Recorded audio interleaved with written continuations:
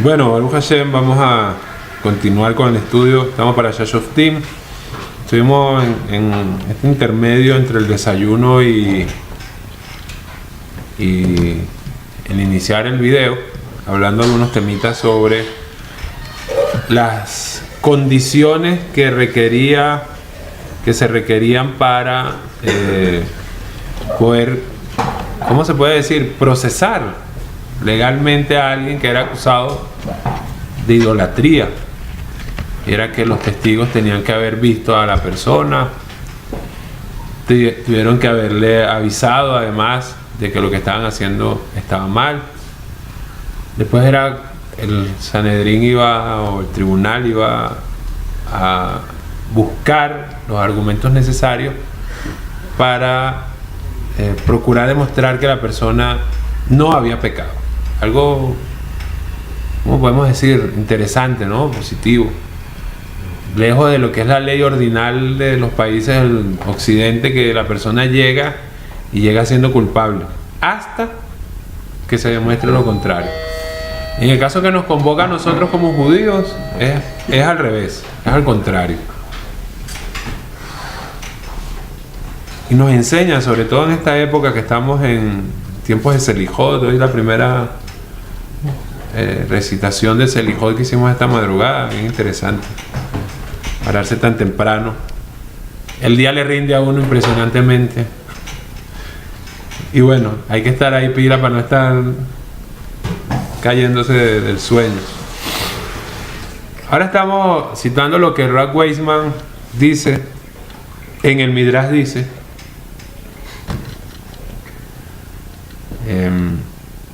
sobre la misbah de nombrar un rey judío.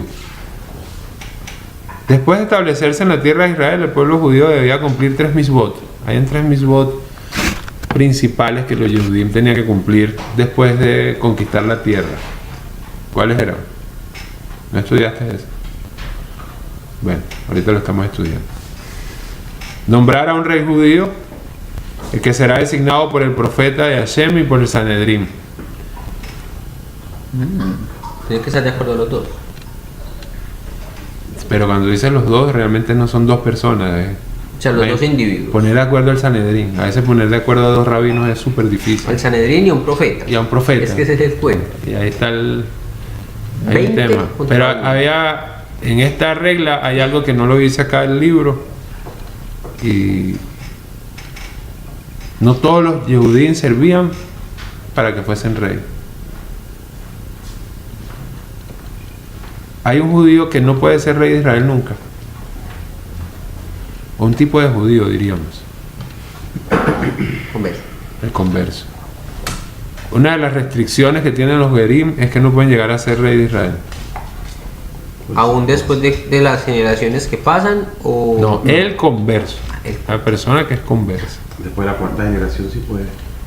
Y ya Ruth, la moabita, ¿fue reina de Israel? No. David sí. David, que desciende de ella. Sí fue, sí. Porque una persona que se convierte y tiene hijos, los hijos que tuvo no se consideran conversos. Solo hay una condición, que hay una majloque, una discusión de Jajamín ahí al respecto. Si la mujer estaba embarazada cuando se convirtió. Si estaba embarazada cuando se convirtió, el niño que nace o la niña que nace es conversa. No. ¿O no? No. Hay una majloque de ahí, una discusión. Y muchos, por eso está la regla esta de que se separan 92 días para después poderse casar, para saber si ella antes de la conversión ya estaba embarazada. Ya 92 días ya se le ve la panza, ¿no? Le crece la panza. ¿Tú ibas a decir algo? ¿Tú? Esa misma regla aplica con los Kohanim. Me explico. Yo me convertí. Me casé con una mujer de la tribu de Leví, judía, mamá de nacimiento. Sí. Tuvimos una hija. Ajá. Esa hija es Leví y es judía. No. Es de la tribu de Leví. No, o sea, ella pertenecería a la tribu de Leví. Sí, pero la forma, o sea, la tribu o el estatus no lo da la mujer en ese caso. La mujer da la judaidad. Sí. El hombre da a qué tribu pertenece. O sea, ¿de qué forma un converso puede tener un descendiente que sea Cohen? ¿De qué forma un converso puede... Un converso? Un converso puede tener un No descendiente. puede. Nunca podrías tener un descendiente que sea No, si se casa con una mujer que es Kohanot, de las Kohanot, de la... Sí, de la tribu de Levi, de las que tienen Cohen. El hijo es judío, pero ella no le da el estatus de Cohen Lo hace el papá. al niño. Le da el estatus de judío. ¿Ya? Ahora, ¿y si es un niño? Nace el niño, ¿cierto? De la tribu de Levi, pues entonces sí podría llegar a ser de la tribu de Levi, más no Cohen. No, no me entiendes. Hay tres tipos de judíos, por decirlo de alguna manera. ¿Sí? Los Kohanim, los Leviim y el Israel normal. El Israel normal.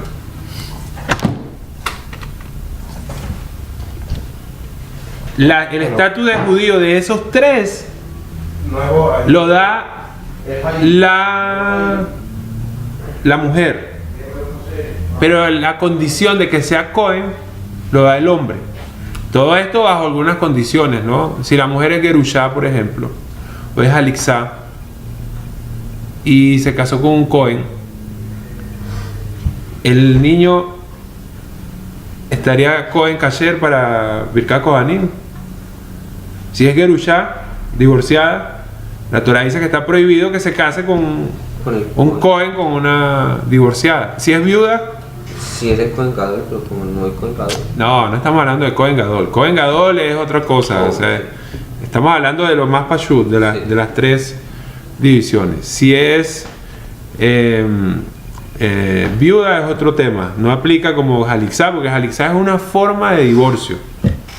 No es divorcio con get, sino que la acción, que eso no lo hace todo el mundo también. La del zapato. La ceremonia del zapato tampoco la hace todo el mundo. Como el get no lo hace todo el mundo. El get necesitas un rabino especialista en Gitín, especialista, que sepa escribir el get. Por ejemplo, lo que una vez decíamos, que alguien me dijo que necesitaba un formato de get. En el get tiene 12 líneas. El divorcio tiene 12 líneas. ¿Por qué tiene 12 líneas? Que así se llama Gimel Tet. ¿Cuánto da? 12. Por la suma de las letras, la palabra get. Tiene que tener las ¿cómo se llama? Los límites de la ciudad en los ríos. Los ríos que limitan la ciudad. O sea, hay un montón de reglas para poder hacer un divorcio. Entonces, no es tan fácil. Si alguien viene y dice, no, es que yo me quiero como el que se quería convertir y volverse Cohen, no existe eso. El judío que se convirtió, o sea, una persona que se convirtió al judaísmo, es judío 100%. De hecho, no debería estar diciendo que es converso. ¿Ya? Así lo dice Rambam. Dice una persona, a un converso no se le puede estar recordando que es converso. No se le puede recordar que su mamá no era judía. Se casó con una mujer de la tribu de Leví X, o una mujer que es hija de Cohen. El hijo es judío, pero no tiene estatus de Cohen. Por eso decía, hay unos límites. Es 100% judío el converso, pero hay unos límites. Un converso, por ejemplo, no puede ser rabino de una sinagoga donde la mayoría son judíos nativos.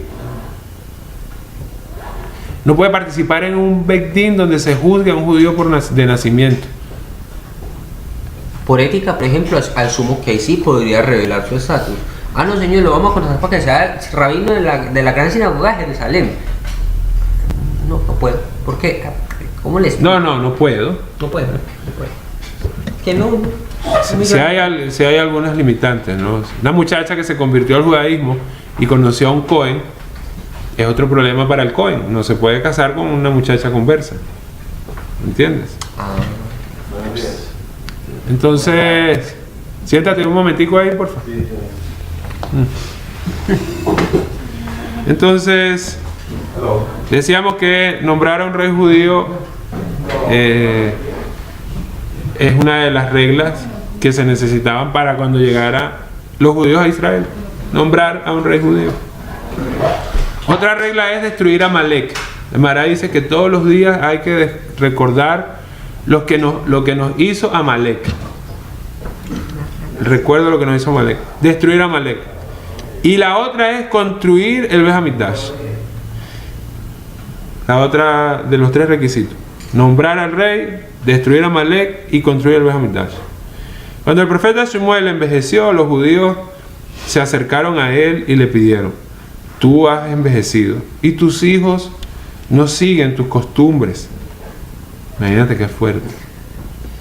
Y los hijos del profeta. Danos un rey para que nos juzgue como todas las naciones. Shmuel se sintió extremadamente agraviado por el pedido y le rezó a Hashem. Hashem confirmó que los judíos habían errado y sin embargo le confirmó que los judíos habían errado y le dijo: satisface su pedido. No te han rechazado a ti, sino a mí. ¿Cómo rechazaron a Hashem? ¿Quién es el rey? Hashem. Hashem. Todo el tiempo decimos Hashem, Baruch atah Hashem, Elokeinu melech haolam, Rey del universo. En realidad, yo les soy muy sincero, muchas veces, o el 99.9% de las veces que nosotros decimos eso es mentira. Es mentira. ¿Por qué? Porque realmente no hay el temor a Hashem. Hay gente que no le teme al hombre. O sea, le falta el respeto al hombre. Que lo ve. Más Hashem no lo respeta. ¿Sí? Es puro cuento de camino. Nos hace falta un poquito más de temor a Hashem. Usar esa regla que todo lo que haga, piensa que ahí está un ojo que te está viendo. Cuando te creas la gran cosa, acuérdate que tienes una gota fétida. Este capítulo llegué. Y recuerda dónde va a ser tu destino final. Un lugar de gusano. O sea, que no te creas la gran cosa. Y los judíos se les olvidó que Hashem es el rey. Y querían un rey que querían ver. No respetaron al rey todopoderoso, creador de todo el universo, que decíamos estos días que es imposible. Realmente es imposible poder ver a Hashem en su grandeza, en todo su poderío, tratar de saber quién es Hashem. Eso es realmente imposible. Pero queríamos ver al rey ahí. O sea, era el mandamiento: no imites las costumbres de las naciones aledañas. Danos un rey como las demás naciones. Ya, efectivamente todo. Fíjate, el profeta le explica al pueblo que el rey tendrá derecho a un impuesto del 10% de su producción y animales. ¿Y el rey? Que contrataría a quien deseara para que le sirva y que se impondrían otras cargas también. ¿Qué quiere? ¿Quieres un rey? Bueno, acuérdate, el 10% para el rey. ¿Cuál es el problema? O sea, que ya el 10% de ya existía el 10%. Ya había el maaser ya existía. O sea, sin embargo, el pueblo insistió. Por orden de Hashem, el profeta Shmuel ungió al primer rey judío, Shaul ben Kish.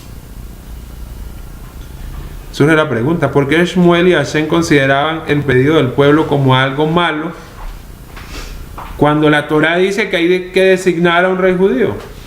¿Qué de malo hay en eso? Querido profeta, nosotros necesitamos designar un rey. ¿Para qué necesitas un rey? Es que la Torá dice. Nos dijeron que cuando llegáramos a la tierra necesitábamos un rey. Tenemos tanto tiempo aquí. Tú ya estás viejo. Tus hijos no son religiosos. Porque ese es uno de los temas. El profeta corrige al pueblo. Y el pueblo que argumenta: estén bien corrigiéndolo a uno y mira a los hijos como son. Y ahora venezolano: este tipo está loco, chamba. O corrige hoy, no tiene título de rey. Ajá. Su pedido era prematuro. Mientras Shmuel viviera, Hashem realizaría milagros evidentes ante el Bené Israel. Solicitar otro líder durante la vida de Shmuel constituyó un rechazo a la forma de vida sobrenatural que disfrutaban. O sea, gracias al profeta ellos veían milagros por el mérito del profeta. Es como nos pasó con la otra historia, que terminaron hablando mal del rabino que era el que sostenía que el pueblo se salvara del ataque de Adriano y todo. ¿Se acuerdan que lo contamos? Igualito. Hombre, pues Se mándanos un rey, una cosa que nos merezcamos nosotros. Un rey. Un tipo que hable inglés, que sea como un tipo profesional, así. No el profeta. Hace milagros y todo, pero su familia no es un ejemplo a seguir. No, hace milagros, lo de cualquiera. El pedido del pueblo no estaba destinado a cumplir con la misma, sino que surgía de un deseo de ser gobernados en forma similar a las naciones de los Goín que nos rodeaban. Mira, en la nación que está al lado, ahí no hay profeta, tienen un rey, y tuviera ese tipo tan elegante. Ese rey, no, eso cuando camina, la gente se emboba. La gente escupe para que y tiene una capacidad de diálogo, de habla, que wow. Se lanzan unas cadenas en la televisión y la gente las ve toditas. ¿Sí? Ay, no es loco la vez jugando. ¿Qué pasó con el pueblo? Imitaron lo que los Goín tenían. Querían ser como los Goín. Y se olvidaron que los milagros que estaban disfrutando, de lo que estaban pasándola bien, era porque estaba el profeta ahí. Entonces, bueno, ¿quieres un rey? No hay problema. Ya cuando termina el rey, el profeta, ya no hay milagro. No, y que asumo yo, las 3 mitzvot que tenía que cumplir, asumo que la más importante no era el rey, sino crear el santuario, hacer el templo. Pero primero dijeron, no, imitemos las costumbres de la nación que tenemos a los lados, ¿cierto? El profeta, no, pues, milagros hacen todos los días, pues eso es normal.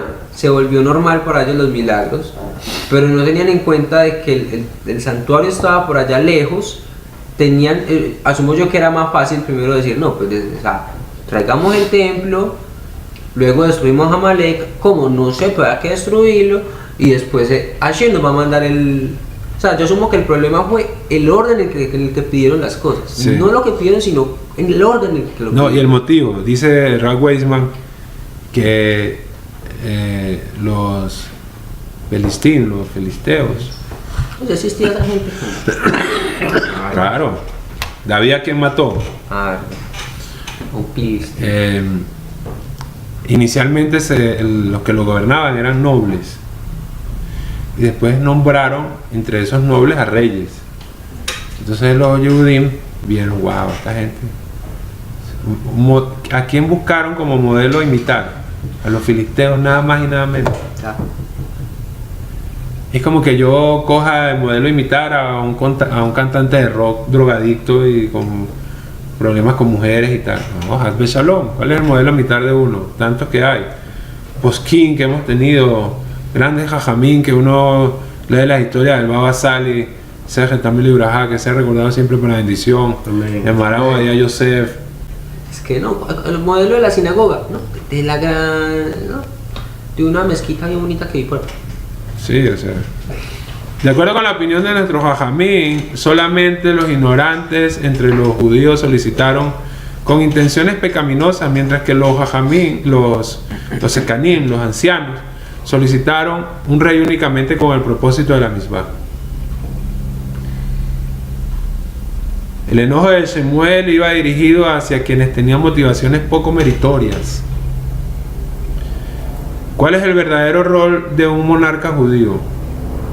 Su función es la de conducir a la nación, fortificar y elevar la Torá para que el pueblo judío se rija únicamente por la halajá, difundir la rectitud y la justicia en el mundo, someter al malvado, iniciar las guerras de Hashem y juzgar al pueblo judío.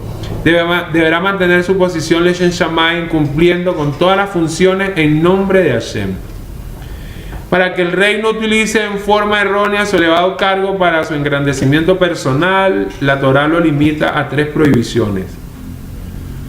No debe tener caballos innecesarios. No debe casarse con más mujeres que el número prescrito. ¿Cuál era el número prescrito para un rey? 7. Lo estudiamos una vez. 18. Pobrecito. El rey David fue el único que le permitieron una esposa extra. Y nunca consumó ese matrimonio. Era solo para que le diera calorcito. ¿En serio? ¿En serio? No deberá amasar más riqueza de lo necesario para mantener su ejército. Además está obligado a escribir un rollo de la Torá para sí.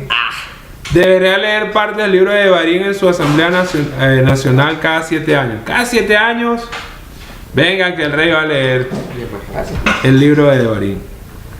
Ahora profundizaremos acerca de las misbot acerca del rey. Un rey no puede poseer caballos innecesarios. Cuando los reyes gentiles viajaban, solían desfilar con su gran número de caballos a fin de impresionar al público. Caballos blancos, negros, manchados, grandes. ¡Wow! Es como decir que uno pase desfile con los carros. Pues no tenemos, yo no tengo carro, ¿no? Lamborghini, Ferrari. ¡Wow! Maserati. ¿Es un cantante? No, Maserati es un...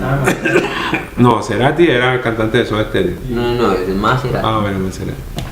La Torá le permite a un rey judío conservar únicamente aquellos caballos necesarios para su carruaje y para su ejército. Le está prohibido poseer cualquier caballo adicional para pompa y para exhibirlo. ¿Cuántos caballos tiene usted? 100. Son necesarios. Si es que el carruaje es de 100 caballos. La razón fundamental para esta prohibición es la necesidad de cuidar al rey de la arrogancia que conduce hacia el alejamiento del Todopoderoso. Mientras más braja hay, ¿qué hay que hacer? Apegarse más a Hashem.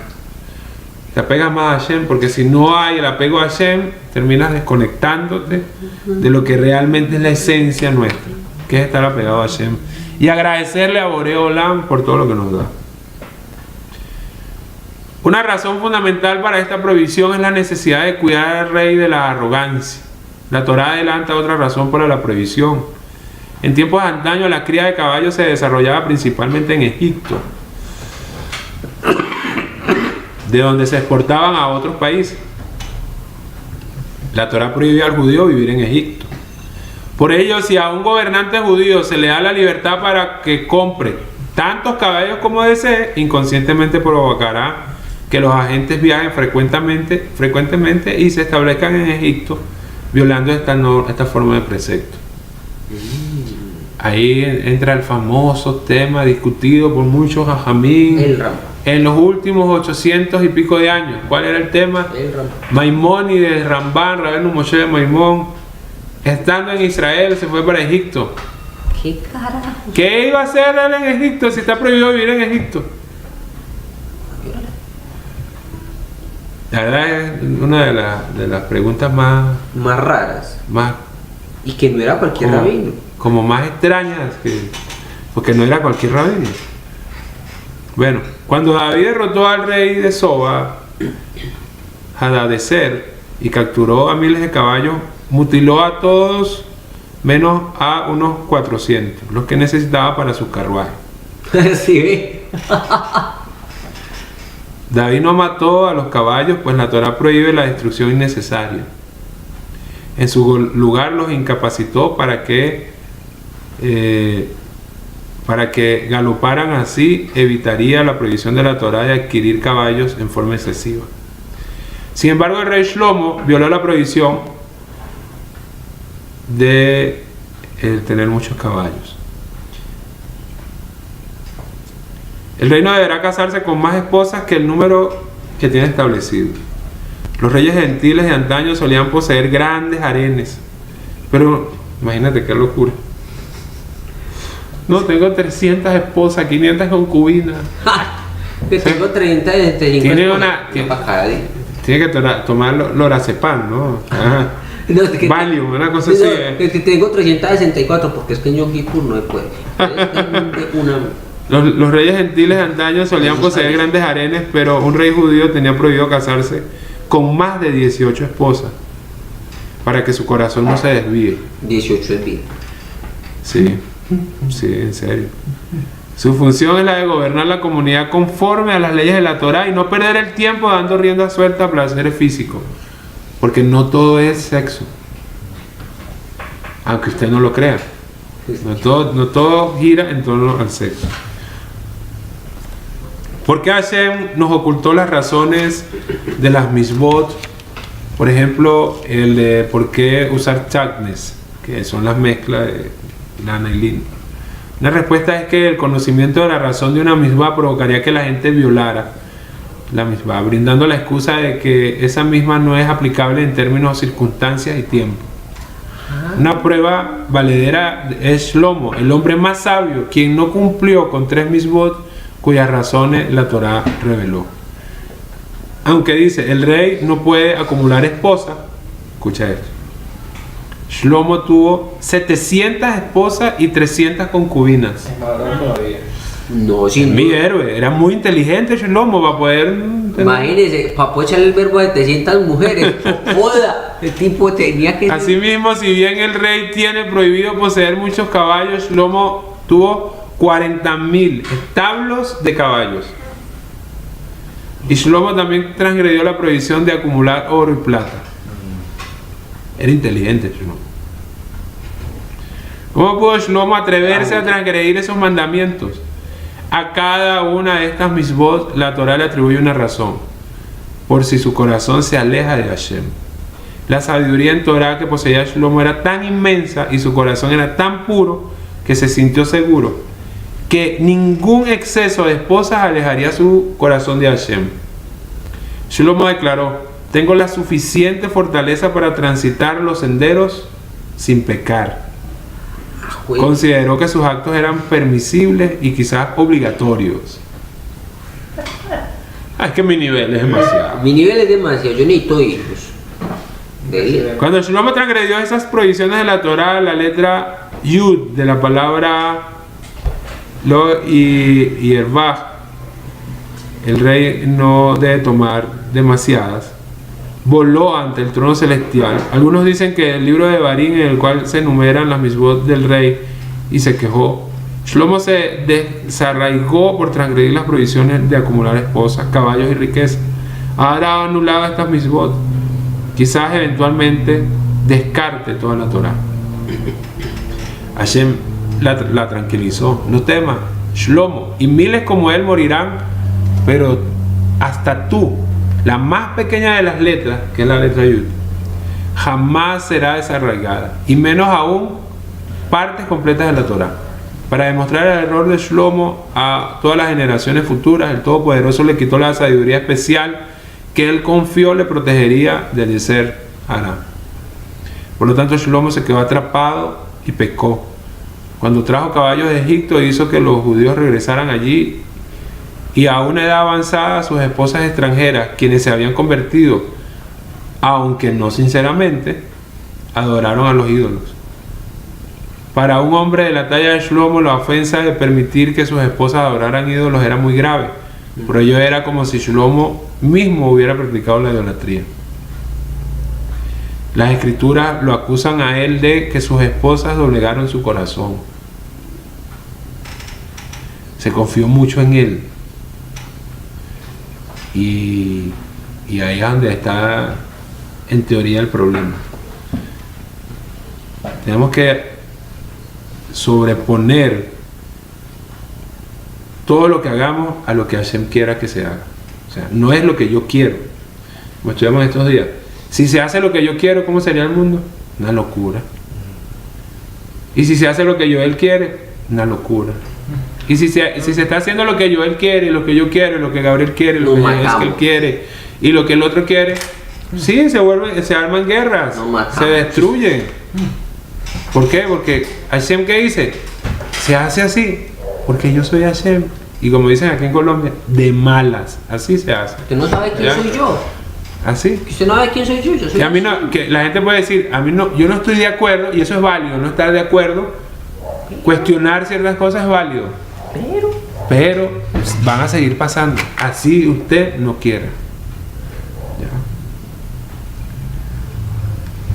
Según nuestros sabios, hubiera sido mejor que fuera un portero toda su vida, que caracterizado así por la Torá para la eternidad. O sea, que la Torá lo recordara como un portero a Shlomo, no como un tipo que tuvo tanto poder, tanta inteligencia, pero llegaron tantas mujeres, tantos caballos, imagínate. Pero hizo el tema. Sí. Y casi no entra el gallo. Fue castigado por sus pecados de diversas formas. Midá que negue midá. Por transgredir 3 mitzvot, Hashem le envió 3 adversarios. Hadad, el rey de Edomita, y Razón, el gobernante de Damesec.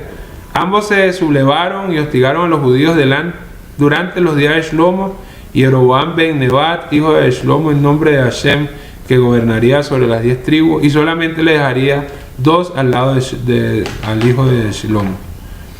Más aún, el Sanedrín mismo debatió si el rey Shlomo había perdido o no su posición y su porción en el mundo por venir. Cuando los hombres de la gran asamblea compilaron una lista de judíos que habían cedido sus porciones en el mundo por venir, concluyeron a partir del versículo: Shlomo hizo el mal a los ojos de Hashem, por lo que Shlomo también había perdido su porción. Sin embargo, en el Shammai le advirtieron a los hombres de la gran asamblea de excluir erróneamente a Shlomo. Vislumbraron al padre de Shlomo, David, postrándose e implorando para eximir a Shlomo de la vergüenza de figurar en la lista de los reyes malvados que perdieron su porción en el mundo por venir. Sin embargo, ignoraron la visión. Luego vislumbraron un fuego que surgía del Santo de los Santos en el Beit HaMikdash, que les recordaba el gran mérito de Shlomo al haber construido el Beit HaMikdash. Sí. Y acusado que la Shejinah se posara sobre el Kal Israel, pero no le prestaron atención. Vieron a David implorando, vieron el fuego, tampoco. La voz celestial proclamó: Shlomo construyó el Beit HaMikdash antes de construir su propio palacio, y completó el Beit HaMikdash en 7 años, mientras que demoró 13 aún con su propia residencia. Finalmente, los hombres de la gran asamblea creían que Shlomo no estaba destinado a tener una porción en el mundo venidero, porque el mérito de cumplir con las mitzvot no lo exime a uno del castigo por sus pecados. Finalmente, del Shammai le censuraron a los Jajamim: ustedes están encargados de decidir la recompensa para los Sediquín en el mundo venidero. No. Entonces, solo en ese momento desistieron. Lamentablemente, volvemos a otro ejemplo. Muchas veces nos creemos nosotros los que decidimos quién va a heredar el mundo venidero. Y no es así. No es así. En efecto, una transgresión de la Torá daña todas las generaciones futuras. Este punto queda destacado con la historia del matrimonio de Shlomo con la hija del faraón. Vamos a terminar con esta historia. Dice: Shlomo demoró su matrimonio con la hija del faraón hasta haber completado la construcción del Beit HaMikdash. En efecto, la noche de la inauguración del Beit HaMikdash fue una noche de bodas. Su casamiento fue tan alegre y feliz que las festividades superaron el regocijo del Beit HaMikdash recientemente construido. Entonces Hashem decidió destruir Jerusalén, como dice Yirmiyahu 32:31. Y esta ciudad ha sido para mí una provocación de mi ira y de mi cólera desde el día que la construyeron. Durante los 7 años que duró la construcción del Beit HaMikdash, Shlomo se abstuvo de tomar vino a fin de no distraerse de su tarea. Pero esa noche la hija del faraón le sirvió vino y él lo tomó. Ella también encargó a una orquesta con 1000 instrumentos musicales para que tocaran para él, y recién después le reveló que los instrumentos habían sido utilizados para Avodat Zará. Wow. La hija del faraón lo engañó aún más. Colgó sobre su cama una cortina sobre la cual había engarzado un arreglo de gemas brillantes que se asemejaban a las estrellas. Cuando Shlomo levantaba la mirada desde su cama para ver si había amanecido, veía las estrellas y volvía a dormirse. Lo que ocurrió después fue que los Kohanim lo esperaron en vano para ofrecer el sacrificio matinal de Tamid, ya que las llaves del Beit HaMikdash estaban bajo la almohada de Shlomo, donde las guardaba para demostrar su interés por la boda del Beit HaMikdash durante su casamiento. No tan mala. Fue ella, no fue él. Nadie se atrevía a interrumpir el sueño del rey. ¿Quién va? Está prohibido. Es que vaya usted. No. Es como algo que estudiaba de interrumpir el sueño. Alguien que se para muy temprano para rezar y no reza con cabana. Dice que él mismo se está robando el sueño. Así dice. Nadie se atrevía a interrumpir el sueño del rey. Shlomo durmió hasta que el sol se reflejó muy fuerte. Entonces su madre, Bathsheba, a quien se le informó de los hechos, finalmente ingresó a la habitación y lo reprendió muy seriamente. Durante la noche del casamiento de Shlomo con la hija del faraón, el ángel Gabriel descendió al océano y plantó una pequeña caña en el fondo del mar. La arena y las rocas se acumularon a su alrededor hasta que creció para formar los fundamentos de Roma.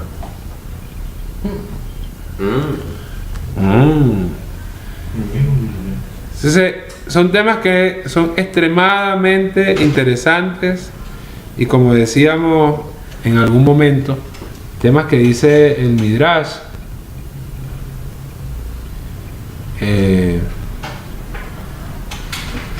lo ponen a uno a reflexionar. Mira todas las trampas que le puso esta mujer, los argumentos que dio Shlomo. No, yo soy un tipo muy inteligente, ¿cómo yo me voy a depender de Hashem? Yo puedo tener 18 esposas, más, 18 más, ¿Qué 18? 700 y que concubinas también. 18. Yo estoy, Hashem lo tengo presente siempre. Puedo tener caballerizas y mucho. No, señor, lo dice la ley, así es, más nada. ¿Ya? Terminado entonces, que esto nos ayuda a ser buenos y mejores judíos. Dedicamos estas palabras de Torah por la Hatzlaha de la empresa Eden Worldwide en Europa, Laboratorio Mineralim en Colombia, por la Hatzlaha y Refuah Shelema del doctor Gabriel y doña Rivka y toda la familia, Hatzlaha y Refuah Shelema de doña Sara y don Yeshayahu y toda la familia, Hatzlaha y Refuah Shelema de doña Yochebet y toda la familia, por la elevación del alma del señor Gustavo, hijo de María. Vamos a ver por acá. Por acá tenemos por la Hatzlaha de Juan, hijo de Sneda, en Estados Unidos, que pueda escuchar buenas noticias. Por la... No consigo el mensaje que tenemos por aquí. Bueno, la Hatzlaha y Berajá de Marcela Julia y María Angélica, hijas de Elvira. Por la Hatzlaha de Ángela Andrea Clavijo, la Hatzlaha de Milena Gaitán, la Hatzlaha de don Eduardo Milques, éxito en todos los planes a realizar. Por la Hatzlaha de todos los estudiantes del Ben Midrash Rabbi Moshe Maimón, y que, como decimos siempre, podamos escuchar buenas noticias. Nos vemos en otro video.